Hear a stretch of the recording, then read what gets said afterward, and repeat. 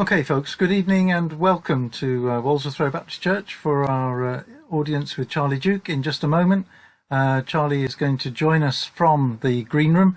I'm going to hand over to the church where I believe that Helen is on standby to welcome us to our evening together. Delighted to report that we've gone over 150 people joining our connection this evening, out of the some 300 registrations for the event, and it's fantastic to have you with us. Just waiting to see the I think the breakout rooms have now closed, and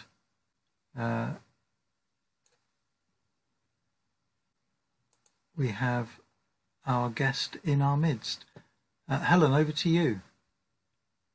Thank you. A very warm welcome from the building. For those who don't know me, my name is Helen Bainbridge. I'm the youth worker here at Walsworth Road Baptist Church in Hitchin.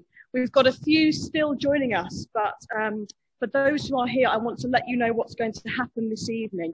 Charlie is going to join us for about 3/4 of an hour to talk about his experiences, and then his wife Dorothy will join him for 15 minutes or so to talk together, and then we'll finish off with a question and answer session. So thank you to those who've sent in questions in advance. For those who may not be too familiar with Zoom, a few things to let you know. You will not be able to chat or unmute yourself today because of the sheer numbers that we have. It's just not going to be manageable. So you won't be able to chat, you won't be able to unmute yourself. I recommend that you pin Charlie's screen from when he starts. So for most of you, that's going to be 3 little dots in the top right-hand corner of his box, and you can choose to pin his screen, which means that he will stay on your screen, and even when we are screen sharing, you'll be able to see his picture. So, a few introductions for Charlie Duke and for his wife Dorothy. Charlie is a family man with 2 adult sons. He is rank Brigadier General of the US Air Force, a fighter pilot, a test pilot, an Air Force Distinguished, he holds the Air Force Distinguished Service Medal. He is a member of the Legion of Merit, and he holds the NASA Distinguished Service Medal. Charlie served as the voice of mission control on the first manned mission to the moon, Apollo 11 in 1969. He was a lunar module pilot alongside Commander John Young and Command Module Pilot Ken Mattingly in Apollo 16 in April 1972. That mission lasted 12 days, 1 hour, and 51 minutes. So without further ado, I would like to welcome Charlie Duke and his wife Dorothy to come and speak to us now. Thank you. Thank you very much. We're delighted to be with you for this miracle of the internet and Zoom during this shutdown with COVID and the pandemic scares. Everybody's been inconvenienced. I know in our church, we were not allowed to meet for a long time, but then we're back to normal now. So praise God for the opportunity to be here, and I want to thank you all for the Walsworth Road Baptist Church to invite us and to organize this Zoom conference. We live in New Braunfels, Texas. It's a small town near San Antonio and Austin, Texas. It's Texas Hill Country. And as you heard in my introduction, we have 2 grown sons and 9 grandchildren. 2 are married, and of the grandchildren are married, and 1 to be married in September. I was a fighter pilot in Germany in... Excuse myself. Okay. I was a fighter pilot in Germany in 19 61, when Yuri Gagarin, the Russian cosmonaut, orbited space. After that, I was, and then a few weeks later, I should say, Alan Shepard, the American astronaut, was the first American in space. Just a couple of weeks later, President Kennedy announced that we were going to go to the moon and land on the moon by the end of 1969. Well, I thought that was an impossible achievement. America had 15 minutes in space, and he's committing us to go to the moon. Amazingly, 8 years and 2 months later, I'm in mission control talking to Neil Armstrong when he landed on the moon, and we accomplished that goal. Well, I didn't believe it at the time that we were going to make it. And about the end of 1961, I was going to be reassigned. The Air Force wanted me to go back to graduate school. So they sent me to MIT to get a master's in aeronautics and astronautics. And as a result of that, I was reported in the summer of 1962. And it was a tough 2 years. I'd been out of college 5 years. MIT was a very, very difficult, challenging environment academically. But it was, but I knew I was in a challenge, but I knew I wanted to get this degree. It would certainly advance my career.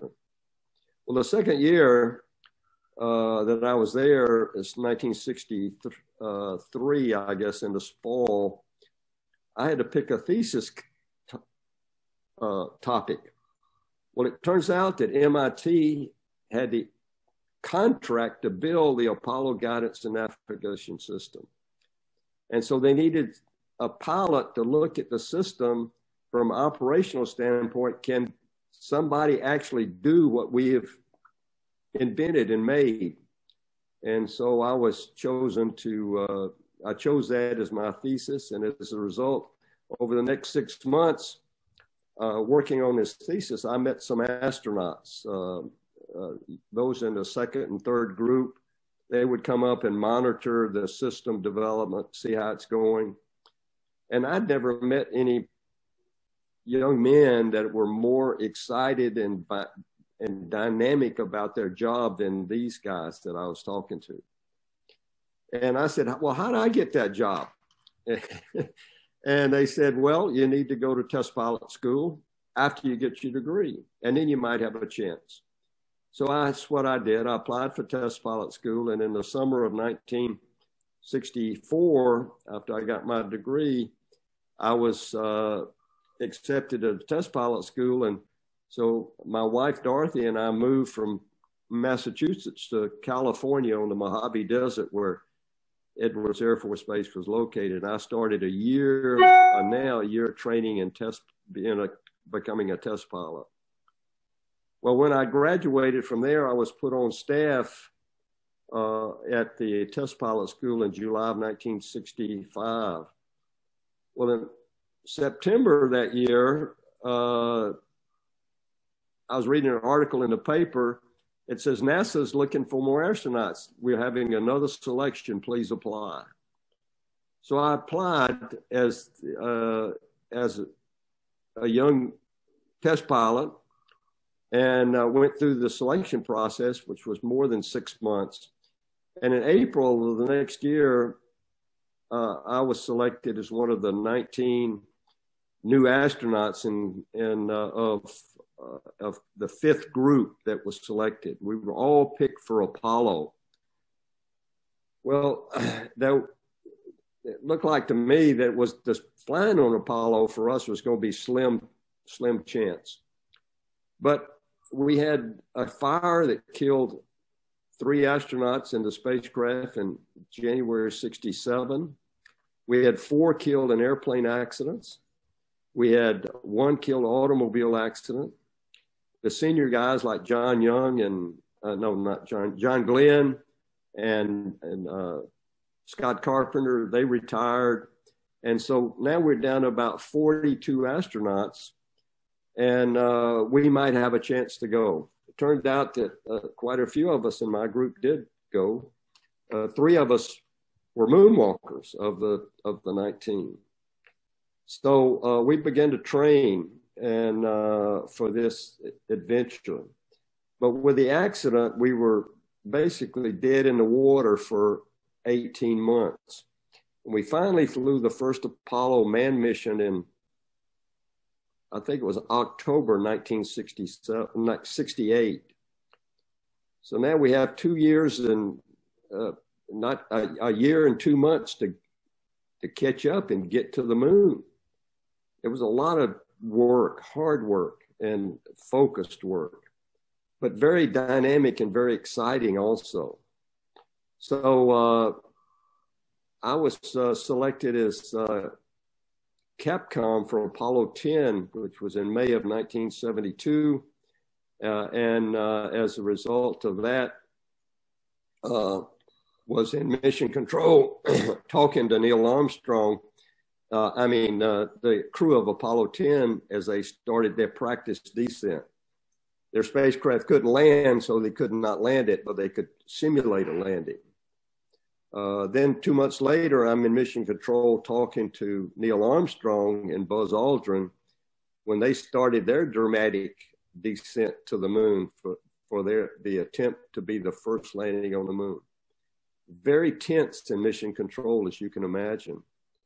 We started down and we had communication problems, which was we were able to resolve. Then we had computer problems. The computer said it's overloaded. And my heart sank when I saw that alarm come up on my screen in mission control. Because you need the computer to land. A mission rule said without a computer, you cannot continue. But the analysis said it was overloaded, but it was still operating. And it was guiding the spacecraft. It was maneuvering the spacecraft, all on autopilot. And so we continued. But we continued having those problems as we descended. And so it was just a real overload for the crew. And as a result of that, we got down to about 7,000 feet. And as the vehicle pitches over to show the landing site out in front, about 2,000 meters above the moon, they were in a place they could not land. So Neil had to level off and fly across this boulder field, if you will, big rocks, find a place to land, pitch up and start down. And that started a fuel problem because we weren't planning on that. So we had used up a lot of the reserves on that maneuver. So one of the calls in mission control to the crew was 60 seconds. And when crew said, we said, Eagle 60 seconds, that meant they had 60 seconds to land or we would call an abort. Then I called Eagle 30 seconds. They still weren't on the ground. So as I was counting down to the end of that 30 seconds, about 13 seconds later, I heard Buzz Aldrin say, contact, engine stop. And we knew they were on the ground. And the tension in mission control before that engine stop call was just tremendous. It was like a huge balloon about to explode. And so when we heard engine stop, it was like a big release of tension in that room. And so Neil Armstrong comes up very carefully, says, Houston, Tranquility Base here, the Eagle has landed. Well, I was so excited and relieved, I couldn't even pronounce Tranquility. It came out twang at first. But I corrected myself and I said, Roger, Tranquility. You got a bunch of guys that about turned blue. We're breathing again. Thanks a lot. We copy you on the ground. And so those are the first words spoken to anybody on another world doing Apollo 11. So it was a great thrill to be a part of that. mission was successful. Of course, we collected the first moon rocks. We returned to Earth safely, quarantined the crew because of the danger of dynamic viruses or something like that, which turned out there weren't any on the moon. So it's a very sterile environment. Anyway, that was the first landing of the moon. We had 6 landings on the moon. We actually had 9 missions to the moon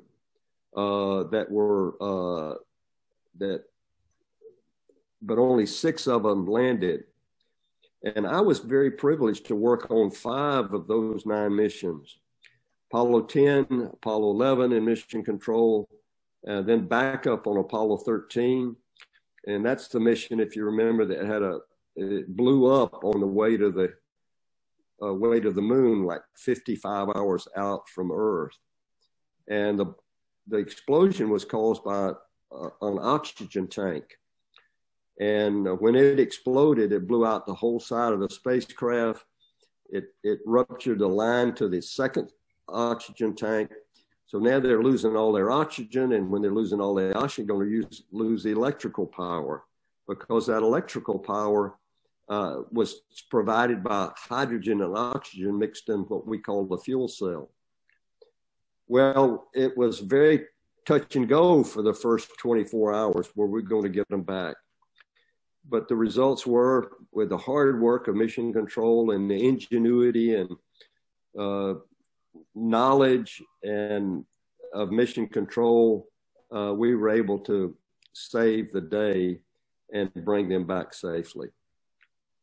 Then I started training for Apollo 16. We were going to be at that time, the first landing on the moon with a long duration spacecraft and a little car called the Lunar Rover. But NASA, sometime in there, NASA canceled the last 3 Apollo missions, 18, 19, and 20. And so we became the second mission in that long duration mission, the 3 days on the moon. And as a result of that, we weren't the first to use the car. We were the second. But our mission was targeted into the mountains of the moon, and nobody else was targeted into that area, into those areas. And so we had very significant mountains around us. If you consider Neil Armstrong's landing as a reference, we were 8,000 feet, more than 2,000 meters, 2,500 meters or so above his landing spot. So it was unique. The geologists had said we were going to find a lot of volcanic rocks, but turned out we didn't find any volcanic rocks. It was all unique to that area. So they were very excited about what we discovered. And I have a PowerPoint I want to show. So if whoever's the technical guy at the church, if you could start putting those slides up so I could see them. Here we go. This is the 5th landing on the moon. Next slide, please. This is our Saturn rocket as it sat on the launch pad. This is a Saturn V. The rocket is 110 meters tall, or 363 feet. It is 10 meters in diameter at the widest point, or 33 feet in diameter. It weighed, it weighed 3 million kilos as it sat on the launch pad. If you see the little swing arms up at the top, you see the looks like a tower on the top. That's the launch escape system, and the spacecraft is right in beneath it. And to the right shows the white room, where you walk out across that swing arm into the white room, and then that way you can get into the spacecraft. And so they strapped us in. John Young was the commander. Next slide, please. I think we have a picture of our crew. Next slide. yeah, well, there I am. Let's see here. I'm trying to get, that's me in my spacesuit, taken in what I looked like back in 1970, early 1972. It was an A7LB Apollo spacesuit. Very, a very dynamic suit. Next slide. Here I am in the White Room. This is liftoff day. We've had a big breakfast, and now we're getting ready to pre-breathe 100% oxygen for 3 hours. The spacecraft had pure oxygen environment, and as you went into space, the pressure declined till you got down to 5.5 pounds per square inch in pressure. And it was pure oxygen. And so at that point, you were going to breathe out the nitrogen that you have in your system, and you could get the bends like a scuba diver. And so we had to rid ourselves of this pure oxygen. I mean, this nitrogen is in our body. We did that by breathing pure oxygen for 3 hours before we lifted off. And so this is called a suit room. We then got, next slide.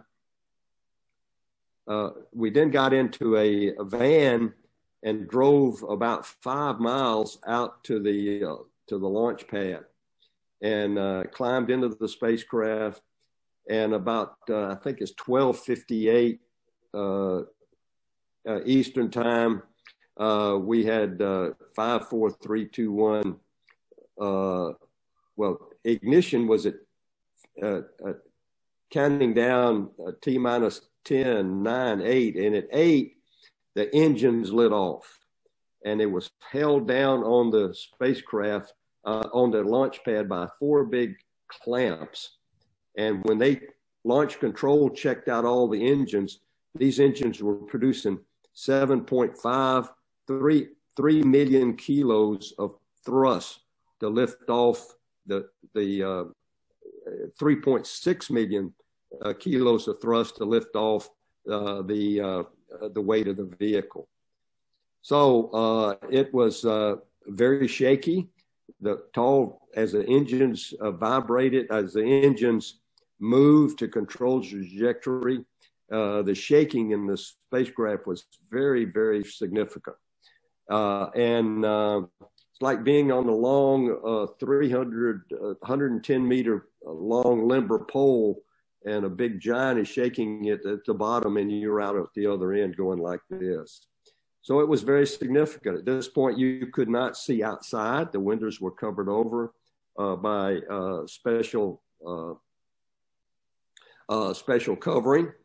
So you were looking at the instrument panel, and you would just listen into launch control and then mission control. As you cleared the launch tower, the control of the vehicle shifted to mission control, which was in Houston, Texas. And we began to talk to the mission control team. And we were go. It didn't feel like to me we were go, but we were go. And we continued to go. And it was that took about 12 minutes, if I remember. The first stage is that big double black line in the middle of the vehicle, and those engines producing 7.5 million pounds, 3.6 million kilos of thrust, were burned for 2 minutes and 41 seconds. And in 2 minutes and 41 seconds, we burned up almost 2 million kilos of fuel. So it was big engines. You couldn't hear any noise from the engines because you're in the spacecraft. You've got your helmet on, your communication hat, and you hear the oxygen running, you're breathing, and all of that. So none of the noise from the engine was transmitted into the spacecraft. We had a 3-day flight to the moon. And at that point, next slide. Now we're on the moon. But let me back up just a little bit. We had a 3.5 day mission, a 3.5 day trip to the moon. And you're out when we left Earth orbit at about the 3-hour mark in the mission. We started our departure from Earth orbit over Australia. And by the time we turned our spaceship around, we were over the United States and we were about 30,000 kilometers away. And you could see the whole circle of the Earth, which is the most breathtaking sight I've ever seen. And there's this jewel of Earth suspended in the blackness of space. And we could see the Arctic Circle, and we could see down across Canada, the US, Central America, Mexico, Central America. And South America in the Southern Hemisphere was around the horizon, if you will. So there's this jewel of blue and white and brown of the land just suspended in the blackness of space. All the way to the moon, you're in daylight. So when you're in daylight out in space, you don't see the stars. It's just black sky. The stars are blacked out. You can see this Earth, you can see the moon, and the sun are the only 3 objects that are visible out in space. Everything else is just the blackness of space. And it's so vivid, you feel like you can reach out and touch it. Now, trip to the moon is, for Apollo, was 72 hours. And during that time, you have no night. It's always daylight.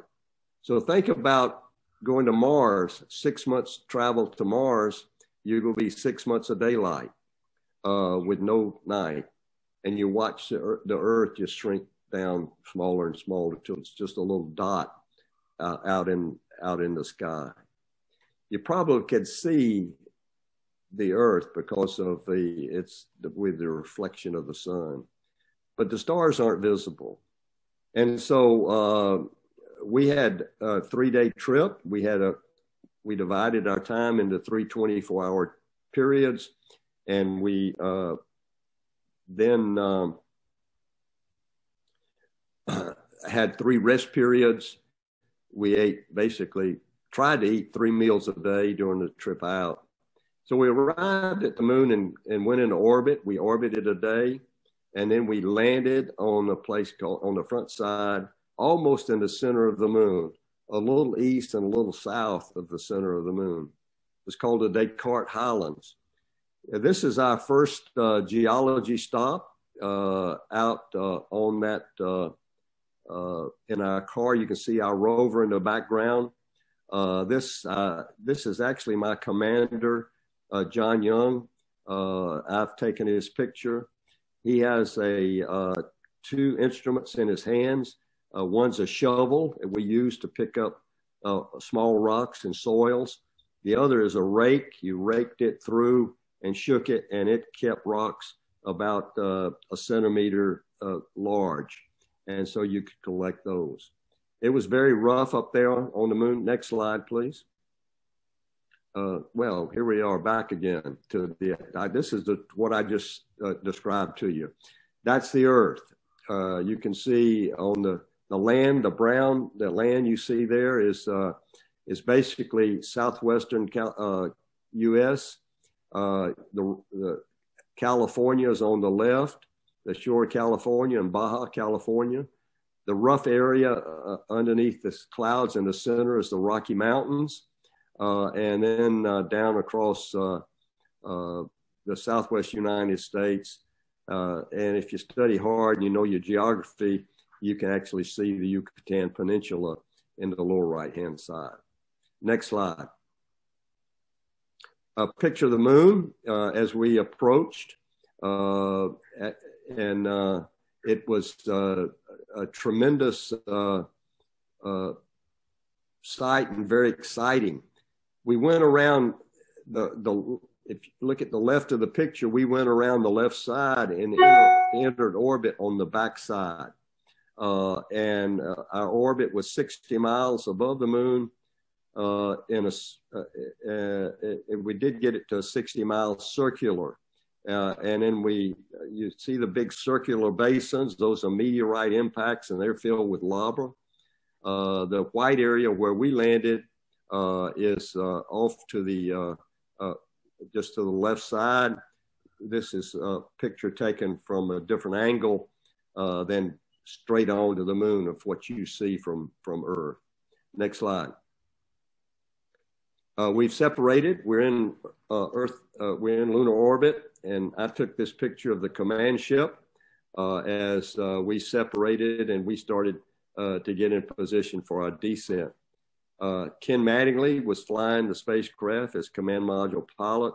He stayed in orbit for 3 days while we went down and landed on the moon. You can see the front end of the spacecraft. Down at the bottom, you see those 5 dark areas. Those are windows.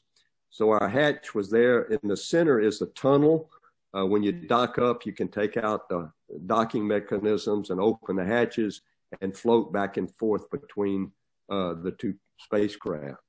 The communication antennas pointed back out at the Earth is in the upper 11 o'clock position. And behind, of course, is the gray of the moon. Next slide. Here's a beautiful picture I took of the moon and the Earth in the background. It was a half, by this time it's a half Earth, and the moon's a half moon. And you see a little dot on the lower left, right above the moon. That's the command ship, the command module. It's called Casper. Thank you very much for pointing that out. I don't think I have, yeah, I have control. Can y'all see my cursor? Probably not. So that was our view several hours before we started our descent. Next slide. That's what we look like from Mattingly. It's the lunar module. It looks upside down, and it is upside down, but in space there is no upside down. But in relation to him, he's upside down. In relation to us, it didn't matter. You're floating in zero gravity at this point. But if you look at the landing gear, the white pads at the top of you come up the center one, you'll see a bunch of stripes. That's the ladder that you climb down to step onto the foot pad and get onto the moon. Next slide.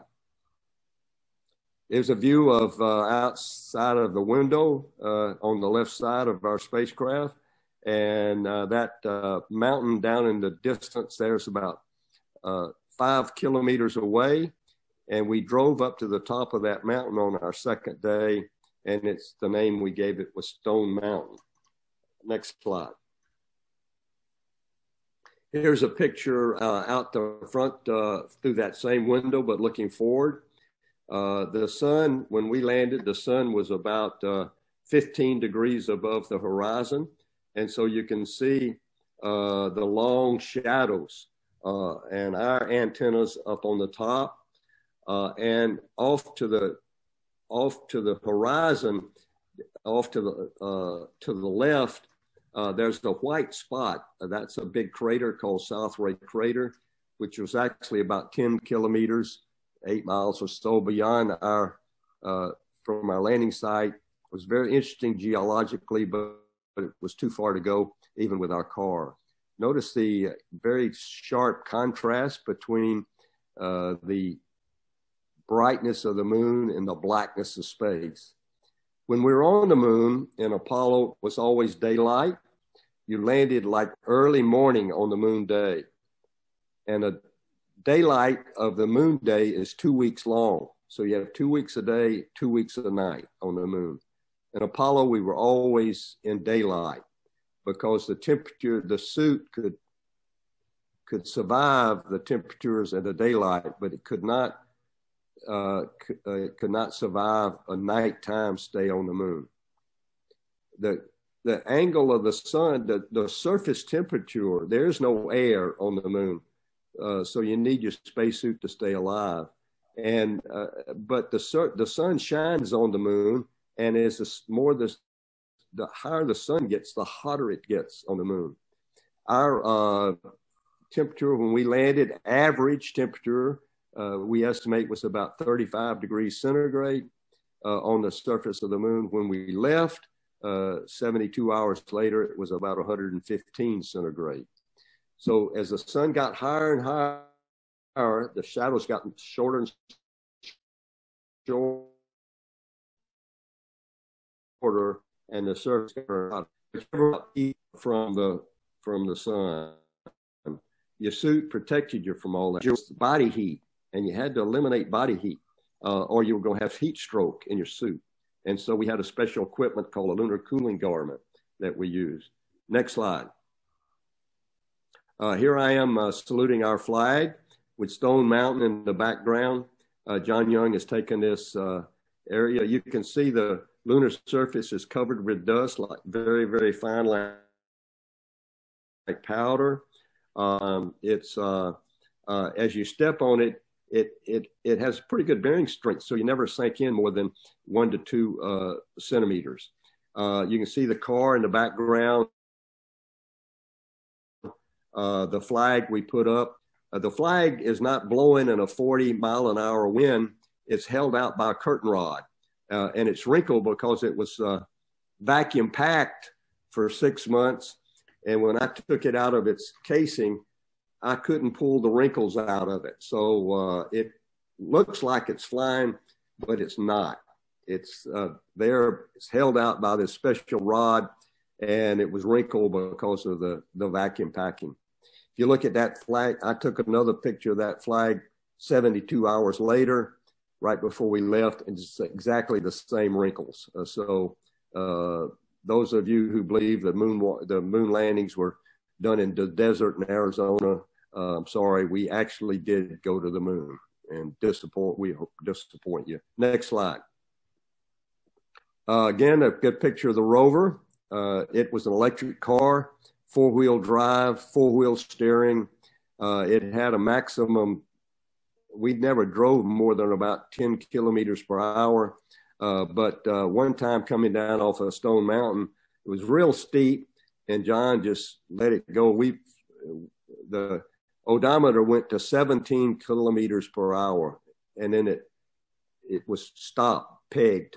And we were pegged going down that hill and bouncing like crazy. It's a very, very rough ride on the moon. Craters everywhere, rocks everywhere, so you bounce a lot. The car down here weighed about 35 kilos. Next slide. Here I am on the side of a crater, the east of our landing spot.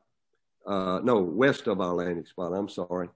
And you can see the car in the background. If you notice carefully, you can go around the crater and you see some footprints as we went around. And if you fell in that crater, which was about 10 meters deep, you couldn't get out, and we'd still be there if we fell in that crater. Next slide. Just me walking across the lunar surface.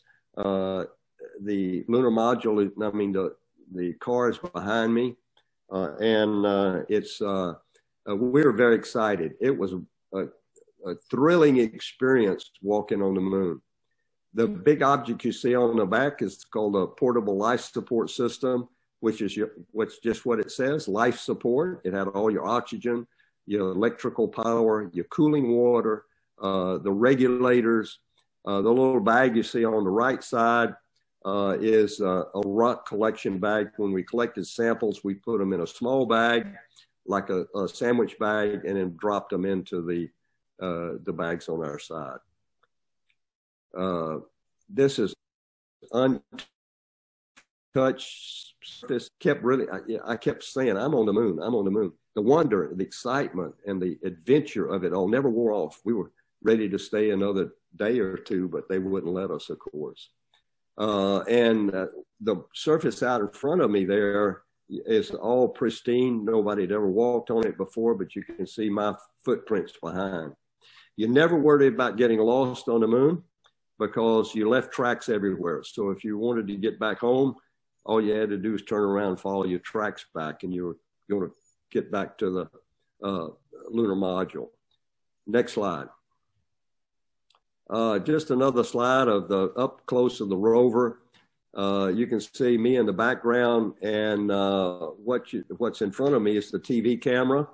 We had a TV camera that we operated when we stopped because we had to point the antenna at the earth to get enough signal strength to get a TV picture. So when we stopped, we turned on the camera, pointed the antenna, and then an engineer for mission control controlled the camera. So we never worried about it once we got it up and running. Next slide. Again, just collecting rocks. That's the shovel that I was telling you about. The moon's surface has this like magnetic character. It's not, but it's not magnetic, but it has that feeling that it attracts, your suits attract the dust. So our white suits began to look gray. And we collected so much dust on our suits that when we tracked back into the lunar module, we had a great deal of dust on the surface of the lunar module. Next slide. Let's just pass that one. That's just John Young working on the rover. Next slide. A big crater.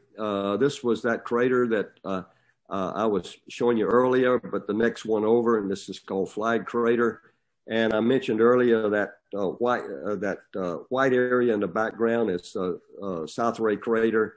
And that's the one that was 8 miles, 10, 12 kilometers away, and was too far. We could drive down there, but if the rover broke, we had to walk back, and we didn't think we could walk 10 kilometers without running out of oxygen. So the maximum radius we were about 6 kilometers. Next slide. This is the farthest north we made it, that on the edge of North Ray Crater, a big crater, 500 meters in diameter on the left of your screen, which you can't see. The rock in the background was huge. It doesn't look very big in this picture, but it was about as big as a house. I'd say 40 meters across on the bottom and maybe 15 meters tall. But up on the moon, you're looking at objects you've never seen before. So that causes you to have doubtful depth perception. So a big object like that looks very near to you than a smaller object closer in. That rock was probably not quite a half a kilometer away. Next slide. Another picture of that big rock. Next slide. Another one of those. Next slide. Okay, we're getting ready to round up the rover, and we left it parked up there. So, and batteries on and the camera running, so they could watch us when we lift it off. We parked it about 100 meters behind the lunar module. Next slide. John practicing with the rover, but silhouetted against the blackness of space. No special significance. It was a great picture, so I took it. Next slide. We're getting ready to close out. You can see the flag, still the same wrinkles. We're running out of time here, so let's cycle through. Go ahead. Next slide. Next one. Next one. Next one.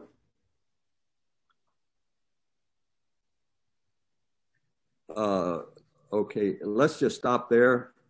This is one of me collecting samples. Right after this picture was taken, the TV camera was on me, and I fell down on the lunar surface. Fortunately, I fell on my face, and so I had to do a series of push-ups. You push and you rock up, you rock back, you push again, rock back, go down, push up, and it took three rocks, and the third one you were up. Down here on Earth, I weighed 100 and let's see, 100 and 360 pounds. So it was, about 125 kilos, I guess. But up on the moon, 25 and 60 pounds. And so you had great freedom bouncing around on the moon, but you had it was very difficult to hold your balance. So everybody up on the moon fell down several times, and that's one of the reasons we got all dusty. And you couldn't dust the moon dust off. It was just impossible. So I'd like to end this now and introduce my wife, Dorothy. We'd like to continue now with a little story of what happened after this mission. So stay tuned. Here she comes in, my beautiful wife of 58 years. And I guess I hope you're on full screen with us so we can, you can see us clearly. So that flight was over in 1972 in April. And so I came back a hero's welcome. Dotty had been caring for our boys while I was working hard. We had at the time, son Charles was 7 years old, and our son Tom was almost 5 years old. So you would think it would be a great life, but the dynamics of it for me was I was still working really hard. And my problem was I was 36 years old when I landed on the moon.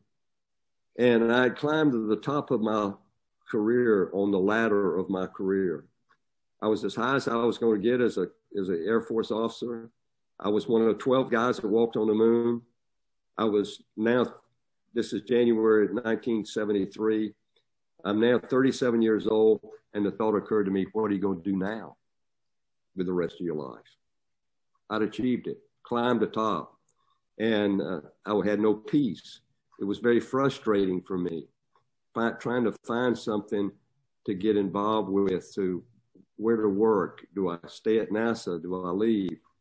And so all of this tension and turmoil and problems really affected our marriage.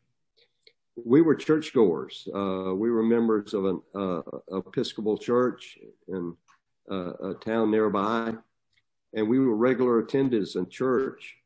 And so we've been baptized and we've been confirmed and we've been through all of the rituals of the church, and yet we weren't Christians. We had Jesus in our mind, but not in our heart. And so we were in great turmoil. Dorothy wants to tell her story from 1972. This part was from our very beginning of marriage, really, and the turmoils we had and the troubles we had in our marriage, and almost divorced. And she'd gone from despair to discouragement to thoughts of suicide, depression, thoughts of suicide. And yet we thought everything.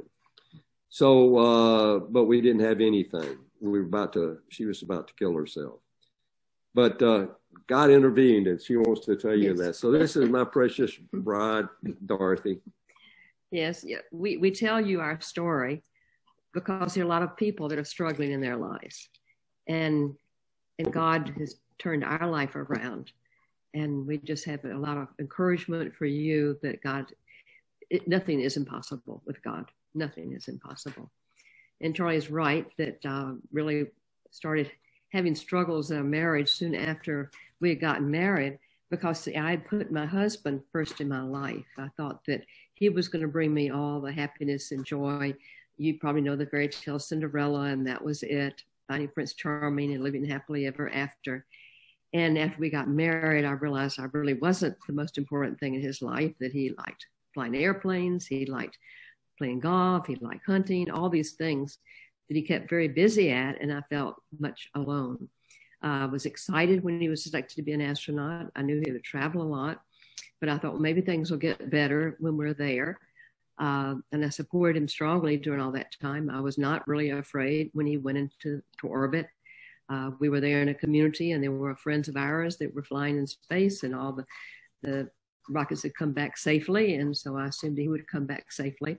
But I did look forward to his return, because I thought, well, things will be different. He would have achieved what he wanted to do, and then we can work on our marriage. When he came back, he was still the same workaholic that he had always been. And so I thought, well, maybe he's not ever going to love me the way I want to be loved. And so I thought, well, maybe I'll divorce him and I'll find somebody that will love me that way. And then I started thinking, well, maybe there isn't anybody out there that can really love me the way I need to be loved. I want to be loved. And so I started looking for the answer to life. I thought being a happy married couple would be the answer to life. And if that wasn't going to happen, so I tried many things, like in Ecclesiastes, trying to find the answer to life. And all of them ended with, even though they were good things, I got very involved with our church, and I got involved with volunteer work, good things, but they didn't bring me the love and the real fulfillment in life that I was seeking. So that was why I was considering suicide. I'd lost all hope in life. I didn't believe in God at that time, went to church, but I had become an agnostic, really, from attending university, and just thought, well, how can you know there's God? I'd heard sermons, but I never heard anybody tell me how they came to a believing relationship in Jesus. And so I doubted Jesus was the Son of God. I just didn't know if God existed. Well, our church had what they called a Faith Alive, which was a renewal weekend. And they invited all these people to come and speak and tell of how Jesus had changed their lives. And they were very, very short testimonies. But I thought, well, I haven't tried Jesus. I haven't tried to find out if he's real. And these people say that he is. And so it's about time that I find out if it's true or not before I kill myself. And so that weekend, just seeing their joy and their happiness and knowing how much I was dying inside, I said a prayer to the Lord, not knowing if he was hearing or not. I just said, God, I don't know if you're real. Jesus, I don't know if you're the Son of God, but I made a mess of my life, which I knew that was true. It was a mess. And so if you're real, I give you my life. And if you're not real, then I'll kill myself. So that was essentially my prayer. And the next morning, I woke up with no great assurance, but I had the hope there. And I began to pray like these people had prayed. I thought, well, if God answered their prayers, then if there's a God, he'll answer my prayers too. And so he did. And these were just little things. I don't even remember what they were. And many times I thought of them as, well, that's a coincidence or that's just luck. But so many times God answered the prayers that I was praying from my heart that after a month, I knew it was true. And I was so excited, so excited. And I even went to church and looked at the people because they didn't look so happy. And I thought, do you really know that God's there and that he loves you and he cares for you and he'll help you in your life? It just turned my whole life around. And so I began to pray specifically about my relationship with Charlie, about marriage.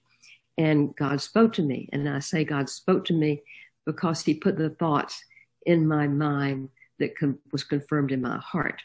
I've never heard him speak audibly, although I know people who have.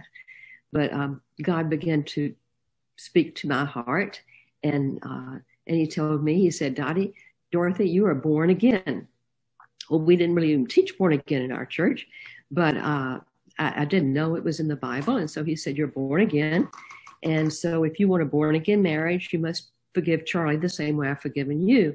Well, I did understand that. I understood. I'd been in church. I understood Jesus' death on the cross. It was to pay for our sins and he forgives us. And God was asking me to do this to Charlie. And I told the Lord, I said, no, I don't think I should. He hasn't even said he's sorry. Why should I forgive him? I've suffered so long. He maybe should suffer for a little while. And then God spoke to me again, just right out of scriptures, and said, he reminded me of the scripture, those that say, Lord, Lord, but don't obey the will of the Father in heaven. And he caught me there. I said, yes, that's true. I don't want to be a hypocrite. I call you my Lord. And so I'll do this. I'll forgive him, but help me because I don't know how to. I didn't even know a psychiatrist who knew how to do that. Usually they just would say, just cope. And I knew that God was talking about something much deeper than that, true forgiveness. So I asked him to help me. And over the next months, he did. It was a daily thing of him telling me that we had taken, it's on our website, our ministry website, this booklet I've written that goes into a lot of detail about how the Lord showed me forgiveness and how he worked forgiveness through me. Duke it's Ministry. called From Sadness to Joy. And the website is DukeMinistryForChrist.com, right? .org. No, .org. .org. Okay. And you can find it on there. You can download it in lots of different languages too.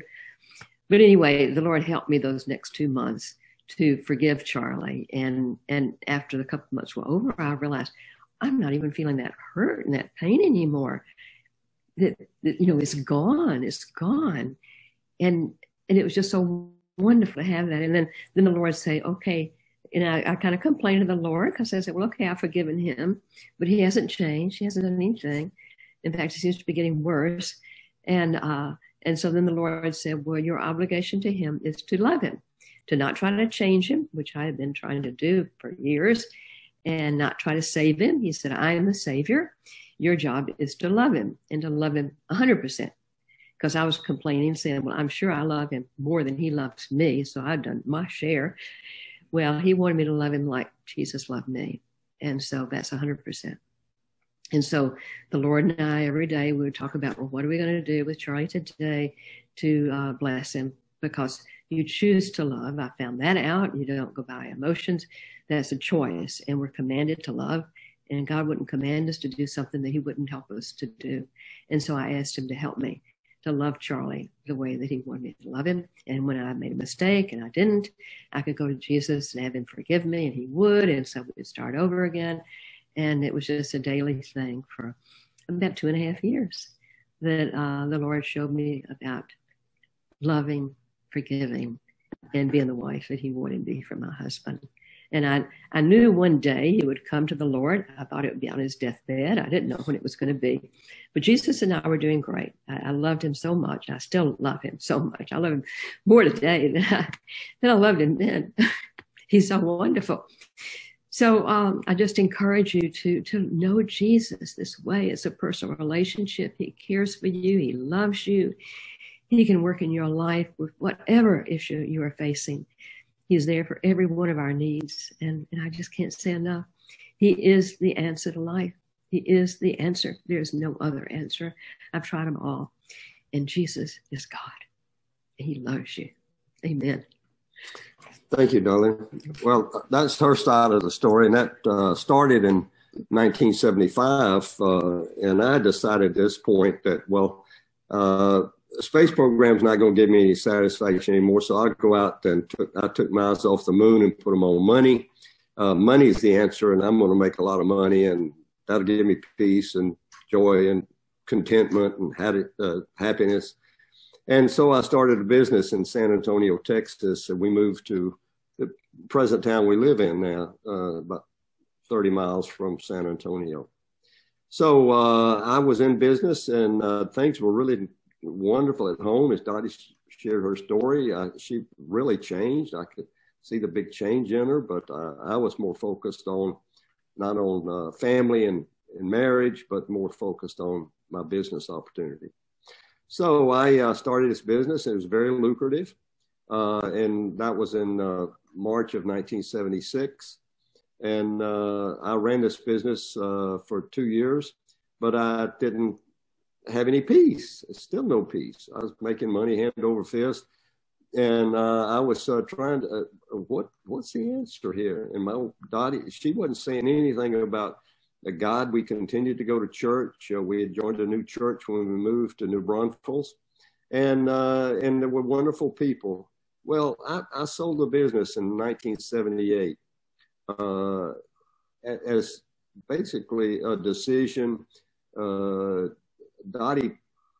Dotty had prayed that if this business wasn't my business, then have it get so miserable that Charlie sells out. Well, it got really miserable for me, but the money kept rolling in. So I had a decision to make. Do I leave because of this dissatisfaction, or do I just accept the money And so I made a decision to sell my share of the business. And so the next month, a friend of mine, a doctor in our community, a leading surgeon, invited me to go to a Bible study at the T-Bar M Tennis Ranch, which is on the edge of town. And so we met Friday night, Saturday, and Sunday. I didn't really want to go because I thought reading the Bible all weekend and studying the Bible was boring. But he was so nice, and so he kept urging me, and so we decided to come as a couple. And when I sat down, this teacher started revealing Jesus in the Bible from the beginning of the Bible to the end of the Bible, and how Jesus is seen and revealed by God through prophecy, through appearances, and through a lot of different ways. And we get over to the New Testament, and I'd been in Sunday school since I was a little boy. And I remember, and these verses started coming back. One is the famous verse of John 3:16. For God so loved the world that he gave his only son. If you believe in him, you will not perish, but have everlasting life. And the thought occurred to me, you know, that's either the truth or the biggest lie ever perpetrated on humanity. And I get to decide because I have a free will. I can choose to believe that Jesus is the Son of God and God so loved the world, or I could choose to reject it. In the book of John, another verse in the book of John, I'll just focus on these two. There were many more. But on the book of John, Jesus says, I am the way, the truth, and the life. No man comes to God except through me. Did he speak the truth or did he speak a lie? We decide. God's given us free will. And I realized that I could walk away from it. I could choose to reject it and walk away from God, or I could accept it and be adopted into God's family as a son of God. So after that weekend and many, many more convicting scriptures, I was in my car with Dorothy, and I looked over at her and I said, darling, there's no doubt in my heart that Jesus Christ is the Son of God. And I gave him my life. I said, Lord, come into my life. At that moment, I experienced the peace of God that passes all understanding. And I knew that God had revealed himself to me, come into my life, and I was changed from the kingdom of darkness to the kingdom of light, God's kingdom. And I had this insatiable desire to read the Bible. So the more I read the Bible, the more convicted my sins. You know, I didn't even feel like a sinner, really. I mean, I'd never murdered anybody. I never robbed anybody. I never committed adultery. I'd never done this, that, and the other. And, you know, everybody, what I was doing, everybody was doing. And, but God began to convict me. First, about my marriage. Husband, the scripture says, husbands, love your wives as Christ loved the church and gave himself up for her. That's 100% love. And I wanted to love Dorothy that way. So I went to her and I said, darling, forgive me. I want to be the husband God wants me to be. And we began to build our marriage. She forgave me. And we began to build our marriage on the foundation of the rock. And that foundation is Jesus. And the closer we get to Jesus in our relationship, the closer we get to one another. And so God began to heal our marriage. And we've had a lot of rocky roads since 1978. But not one promise of God has failed us. We had a big discussion just last night over a trip that we'd just been on. And I got angry. And but before we went to sleep, we solved that problem because we asked God, Lord, I asked Dotty to forgive me. I repented and I said, forgive me. And God brought peace back into our relationship. And we both slept soundly last night. So we'll have problems. We'll bounce across. We'll go in a ditch. But God will pull us out if we will not forsake him. And I was a military, a couple of more comments, and then we'll have a question and answer period. But I was a military drill instructor, Dad. I was going to pound my kids into perfection like I thought I was. And so I was very hard on them. And God, I was reading the scriptures in Proverbs. It says, we have the power of life and death in our tongue. We can speak life or we can speak death in our family, in our church, in our marriages. Anytime we speak, is it life or is it death? And God spoke to my heart and said, you have cursed your own children. I don't mean profanity. That's not what the Bible talks about in curses. It says, you have cursed your own soul. By telling my son, Tom, you are stupid, and keep telling him that, I have cursed my son. And when I realized that, I was in tears because I really love these boys. They were like, at the time, 9 and 11. And so I went to him and repented. I was in tears. I said, Lord, boys, forgive me. And Tom, the youngest, looked up and said, that's okay, Dad.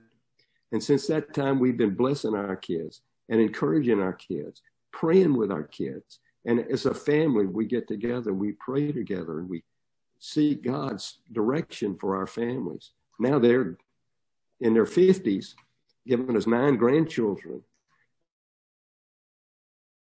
And we're blessing our grandchildren, a godly family. And they've both accepted the Lord. Most of our grandchildren, there's a few little stray sheep, but we're praying for them. And so it's wonderful to see how God operates in your life and can bring you back into the fold when you get angry or you get cross and you make mistakes and you sin and all of those things. God also talked to me about money. I had a love of money more than the love of God. But he changed that. As we begin to give into the things of God, to the church and other ministries around the world, it changed our objective to give, and it shall be given unto you. And so God has really blessed us and given us opportunity to travel all over the world to share our faith. We've been to every major continent, been to China, been to Japan, been to India, been to Malaysia, been to the Maldives. We've been to South America, almost every country in South America. We've been to Central America. And we've been to Australia, New Zealand, every Africa. And sharing Jesus. God died for the world, not just for me, but for everybody. And so he gives us opportunity to go share the goodness of God, the love of Jesus that he has for every person. And so we're going to be obedient to that call of God as long as he gives us good health and the finances to go. We'll be on the road to share Jesus. We've been to the UK many, many times, mostly years ago in the 80s and 90s. But we continue to go. And we don't ask to come. We just wait for God to send an invitation. So we've been walking with Jesus now since 1948 as a family. 78, not 48, 78. And it's wonderful walk. My walk on the moon was very exciting. And I'd do it again if NASA called. But it was 3 days and it was all over. I had to train hard. Jesus gives us eternity. A walk with Jesus is forever. And it's a free gift. You don't have to study. You don't have to pay for it. You don't have to work for it. It's a gift of God. And so he offers a gift of eternity with him if you'll just reach out and say, Lord, I receive that gift. And you can do that in your heart right now. And so peace is in my heart, love in my heart for everybody. And so I just rejoice at this opportunity with the wonders of the internet and the wonders of these apps and this ability to communicate over the miles and say, we love you. So thank you very much for all of you for listening in. And I hope that we've encouraged you. If you're on your walk with Jesus, stick with it. If you haven't started yet, accept that gift and we'll start walking together. We can't walk on the moon together, but we can walk with Jesus together. God bless you all. Now I think it's time for Q&A. Pastor?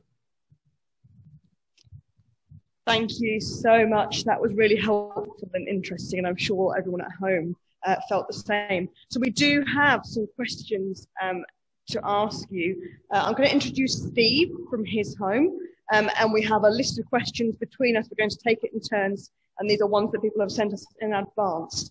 So the first question is from Zara, who's 10 years old, and Zara would like to know, what was the best part of the journey and what was it like inside Apollo 16? To me, the best part of the journey was and the most exciting part of the journey was the landing on the moon. It was very dynamic. Spacecraft was maneuvering and we were maneuvering and trying to find a level place to land. So it was extremely dynamic and exciting as you came down, and you had to be very precise and landing at a place you'd really never seen before. So I have to say the landing on the moon was exciting. Probably the second exciting part was just the reentry, the liftoff from Kennedy Space Center, and then hitting the atmosphere as you came back in over the Pacific Ocean for your reentry was also very dynamic and very exciting. It was like you're in a big furnace, fireball all around you, and as you came in, and it never was monotonous. It never was, why am I here? It was just an excitement almost every minute of the mission. So it was a great experience. As I said earlier, I'd love to go again, but I'm now 85, and there's a new missions to the moon, but they're not going to take an 85-year-old guy to go to the moon. So I'll just wish him well, and we'll see. But thank you very much for that question. It was dynamic. And the second part, inside, it was very crowded inside. But in zero gravity, going to the moon and coming home,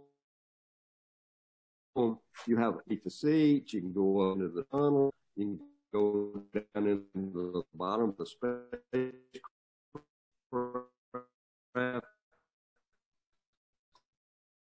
around one another, but it was there were some things that you had to get used to, 3 guys in this thing, and so you eating and cleaning up and sleeping, all of this kind of thing.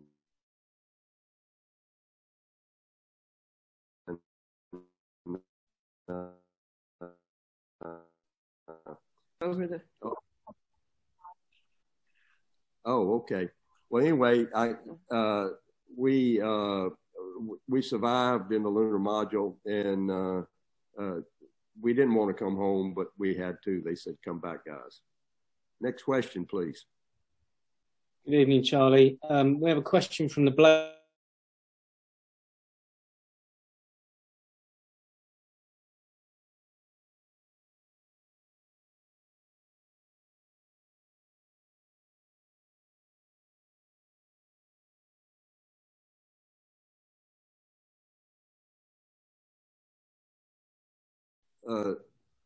Staying clean and operating in an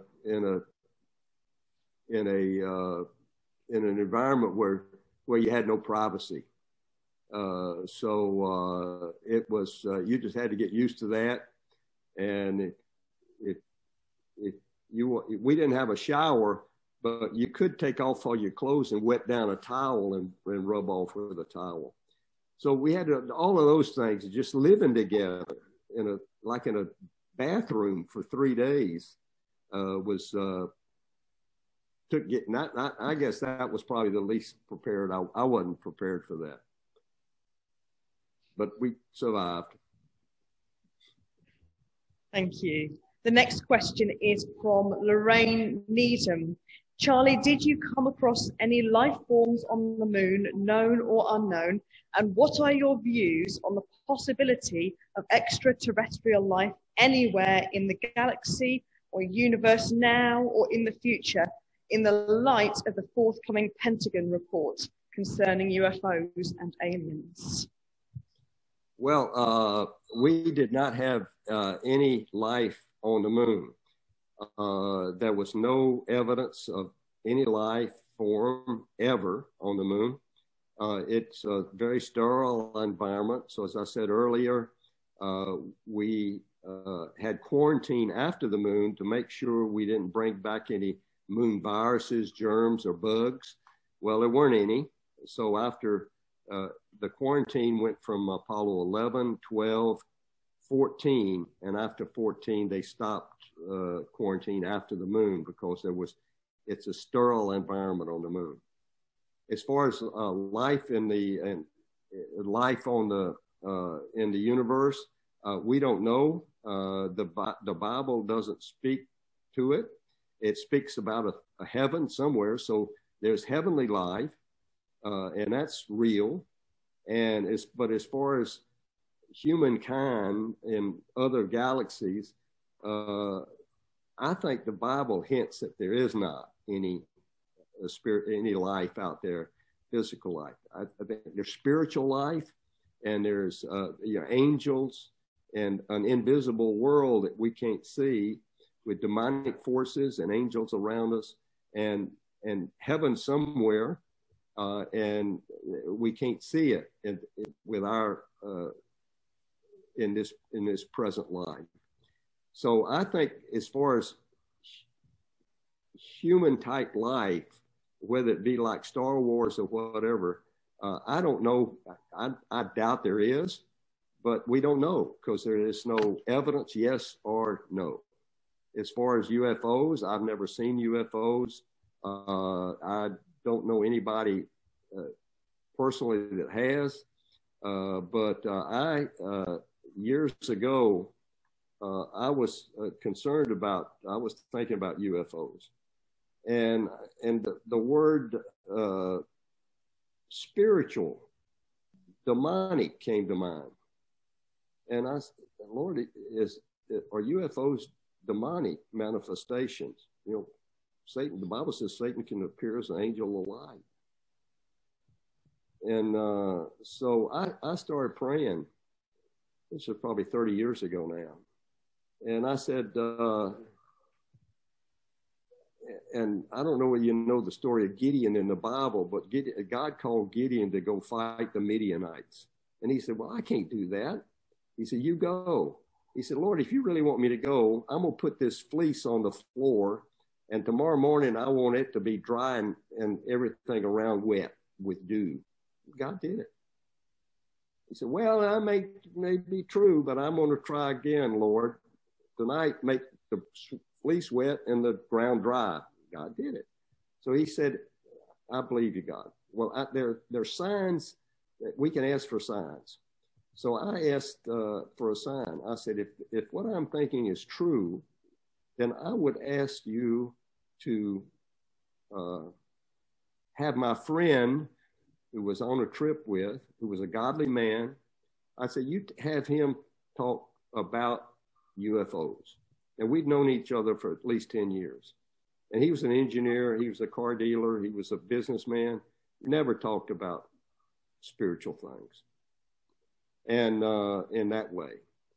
So the next morning I go down to breakfast and my friend says, come over here, Charlie. I want to start talking about UFOs for you.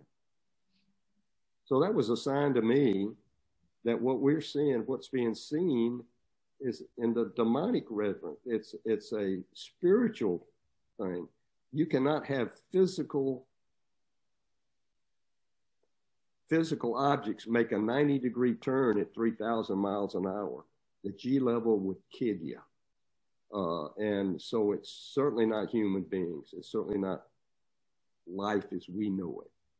Whether it's demonic or not, I think it is, but whether it is or not, I can't just tell you except for for the experience I've had through asking for signs for various things. Next question. Okay, next up we have a question from Matthew. So his question is, during your mission, he seems to think you collected nearly 97 kilograms of rock and soil samples. Were you allowed to keep any of the samples yourself as a memento? And if not, what is the most precious item you have as a memory of that mission? We were not able to keep any of the moon rocks. They're national treasures. So we turned them in. Coming back from the moon, we had these small moon rocks floating around the spacecraft that had escaped for some of the bags we had in. So I stuck them in my flight pockets. And when I got home, I emptied these out and showed them to the kids. But I said, boys, we can't keep these. I got to turn them back in. So we turned them in. So none of the astronauts that I know of that went to the moon have any moon rocks. NASA finally gave us one about 30 years later, I guess, but we couldn't keep it. They said, we'll give you one, but you have to donate it to a museum or a institution to where they can have it on public display. So I gave mine to my prep school out of Farragut Academy. It's a military prep school down in St. Petersburg, Florida. And actually, there were two of us that walked on the moon, graduated from that same school. So they love the moon rock that I gave them. My most precious memory, I guess, of what I took to the moon was a private piece of jewelry that I took from my wife. And this was a brooch of the signal you see here.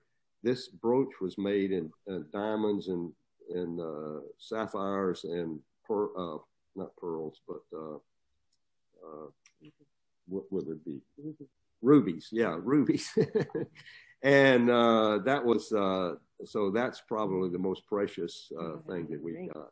Oh, and I took this little ring from my wife, and you can't see it very well, but and jewelry for my mom and my my mother-in-law, things like that. They're personal things that are the closest. I've got some hardware that we brought back that we were allowed to keep, like the shovel and other things. But the personal items that we took with us and brought back. And another, I didn't get to show that slide, but another picture that is really meaningful for me is I took a small picture of our flight, of our family. And on the back, I wrote, "This is a family of astronaut Charlie Duke, who landed on the moon in 1972, and we all signed it." And I dropped it onto the moon and took a picture of the picture. So of the pictures I took, that was probably the most iconic and the one that we enjoy the most. Next question. Thank you. The next question is from Stephen Cook, and it says, when you were in space, you were obviously continuously engaged with tasks and jobs to do, etc. However, were there any times when you could get lost in your own thoughts and really take in where you were and what was happening? And if so, what did you think about? Well, we did have some downtime, we called it. After a meal, we were cleaning up. We had to clean up the bags and stuff like that. And so we could look out the window and watch the earth. We were in a barbecue mode. It was going around and around like this. And so the moon would come, and then the earth would come and come around, and there's the moon again. And so just the wonder of space you thought about. But there was no privacy. So we, as I keep saying, but we had some music. And we had a little tape recorder, and they allowed us to take 2 hours of music each. So I selected country music, which I love. And John Young, my commander, he took dance music, easy, big band music. And then T.K. Mattingly, the other man, he took classical music. Well, country music was personal to me, but they liked it so much that they began to enjoy it also. So I can't ever remember being philosophical or spiritual or anything like that in my downtime. You just sort of relaxed and listened to music, read the checklist, keep catching up, making sure about the next day, thinking out through the next day. So some of the astronauts did have that, spiritual experience, I call it, or extrasensory perception experiences, but our flight did not. Next question. I think the next one you sort of answered, but this is from a Reverend Dr. Don Flowers. General Duke, I doubt you remember me, but we met years ago when you were visiting your son in Greenville. He was serving as the Minister of Youth there and had the opportunity to introduce his daughter Alison to you. And the youth all stood around amazed and envious. Now you are here with the friends at WRBC Baptist Church. It is indeed a small world, which leads on to his question. On the moon, did you feel far away or closer to Earth? How has that experience shaped you in the following years? Well, you don't feel alone on the moon. You're in constant communications. You got your buddy that you're riding in a car with him. And you're talking to him all the time. Oh, John, look at this. Let me take a picture. And all of these kind of conversations going on. And you instant communications with Earth. Well, it's by the time you said, hello, Earth, it was about 3 seconds before they said hello back to you.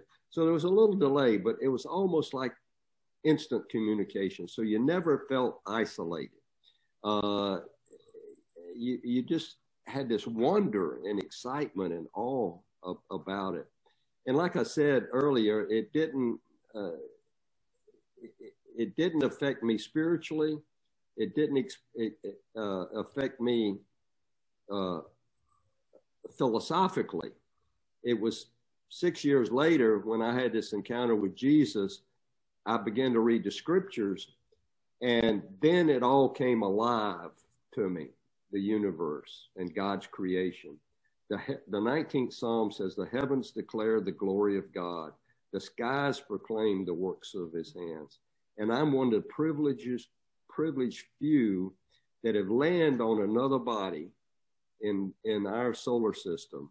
And I've looked up and seen the wonders of the universe, the Milky Way and all of those things on the night as we orbited on the night side of the moon and the night side of Earth, you just look out and you see this vast creation. And the heavens really do declare the glory of God. Next question. I think you've touched on this one as well, but this one is from Diane Porter. And Diane asks, do you think the USA will ever go back to the moon in our lifetime? And would you contemplate going again if you have the opportunity? Well, I think we are going to go. And we're working on a program called Artemis, which is the sister of Apollo in Greek mythology, I understand. And we'll have a spacecraft similar to Apollo. I don't know how many people will be in there, probably more than we had. And we'll have a lander. And they're working on a lunar terrain vehicle. So we're shooting towards the end of the decade. Whether we make it or not depends on the budget that Congress approves and the president's support. And so we'll see. I think we will. I think the Chinese are working on a program. So somebody's going to be back on the moon. And yes, I would like to go again, but as I said, I'm 85 and they got a lot younger people, though I can still pass the flight physical at my age. NASA's basically said, don't call us, we'll call you if we need you. So the phone is not ringing off the wall and I don't expect it to. but we're cheering them on, and hopefully we'll see maybe even private enterprise head to the moon. I think that's going to be a great future of space travel. It's private enterprise, SpaceX, Blue Origin, and others that are going to take paying passengers into space. And it's going to change everybody's perspective, I think, because so many people will be saying, wow, you ought to see this. Thank you very much. That concludes our questions. Thank you so much for a fascinating evening and also for taking the time to answer those questions. We really appreciate it. Before I hand back to our Pastor Andrew, I just want to say a few things to our attendees. We're going to send you one more email tomorrow, and that's going to have a few things in it that we'd like you to just have a look out for. Firstly, we're going to send you a feedback form to give you the chance to let us know how you found the event, whether you found it helpful, anything that we can learn for future events. Also, if you have enjoyed this evening and you want to be able to share it with your friends and family, then we're going to be uploading this evening's event to YouTube within the next week. So we will also send you a link to our YouTube channel. And finally, there'll be an opportunity to subscribe to hear about future events if you wish to. The first of which, for anybody with children or grandchildren or maybe a youth group, is that on Saturday, the 10th of July at 2 p.m, we're going to hold our blast off afternoon full of out of this world activities. So lots more space themed activities that you might enjoy, particularly if you enjoy the Mission to the Moon activity pack. So there will be information about that event too. So please do keep an eye out for that email that will come tomorrow. I'm going to hand back now to our Pastor Andrew just to finish off with a few words. Thank you, Helen. Well, it's been a tremendous privilege to have Charlie and Dotty with us this evening. And we thank you both for responding to the invitation and for making this occasion so enlightening and enriching. I really enjoyed reading the book, Moonwalker, just a couple of months ago, and it whetted my appetite for this evening. And having you provide the commentary to the pictures has just been absolutely wonderful. I want to thank you to the audience tonight for making this audience with Charlie such an exciting event. More than 300 registrations received, not quite 200 connections made on the night, but we recognise that there's more than one person on lots of the connections, so a huge reach. And I'd add to the thanks also the thanks to the planning group who put tonight together. There've been dreams, there've been hopes, there've been ideas, there's been energy, there's been plan, and there's been endeavour, and so much has gone into tonight and to making it possible. To Steve Jackson in particular for the friendship with Charlie and Dotty, going back to some hospitality they were offered back in London in the 1990s that enabled this idea to take shape at all. And particularly to Steve and Steve P and to Helen for hosting us on the night. I'm sorry I couldn't be there in the church. Slightly hors de combat at the moment. I don't think I'd be passing any flight medicals, Charlie. Certainly not today. Things astronautical and indeed astronomical are a source of fascination and delight to many, and that's been reflected in the interest in this evening. Some friends may recall Comet 67P and the Rosetta mission to catch up with that comet, to land the Philae probe on its surface back in the autumn of 2014. Well, at church, we watched and we waited and we marvelled at the pictures shared, and then shared the disappointment that the little probe ended up without access to sufficient light to recharge its batteries for as long as been hoped. 2 years ago, long before any of us had heard of COVID or felt its effects, as our church was celebrating its 150th birthday. With a busy, fulfilling year of events and gatherings, we shared a community open day called One Fine Day, precisely the 50th anniversary of the day when the eagle has landed was spoken and Apollo 11 reached the moon's surface. We went from one fine day to one giant leap in one weekend. And we've heard of Charlie's role in that mission, as well as his own moonwalking trip in Apollo 16 3 years later. This time last year, as we coped with the restrictions of COVID, the pandemic and its lockdown, our church offered the opportunity to a number of families to construct the various blocks of the Lego model of the Saturn V rocket, 1,969 pieces, deliberately evoking the year of the Apollo 11 mission. A gift to us, but a symbolic expression of the connection that we had together, even when church life was online only. And if you've spotted in the WRBC media screen from the church building, that Lego rocket stays with us still today on the right-hand side of the picture. Zoom has been the primary medium of our connection and communication as church online, and it's a very appropriate word for an Apollo mission as well. Well, this weekend we'd hoped that our event would include the chance to gather in the church building to share Charlie's visit both online and in person. But the lockdown extension has prevented us opening up things more fully, though we gather that a number of friends have joined in the church, including some whose presence comes as a surprise and a delight. So welcome to them as well. And yet what a rich opportunity we've enjoyed. What amazing possibilities the move to online has offered to us in so many ways, including occasions like tonight when we are literally connected from all sorts of countries in the world. Who commented earlier, we've not just got Charlie live from Texas, we've got friends joining us from Canada, we've got members of our twin church in Israel joining us, we've got friends from continental Europe, and I've certainly shared a wave greeting with the operations director for Mission Aviation Fellowship based in South Sudan, as well as we understand connections from South Africa. Amazing that Zoom offers us that potential.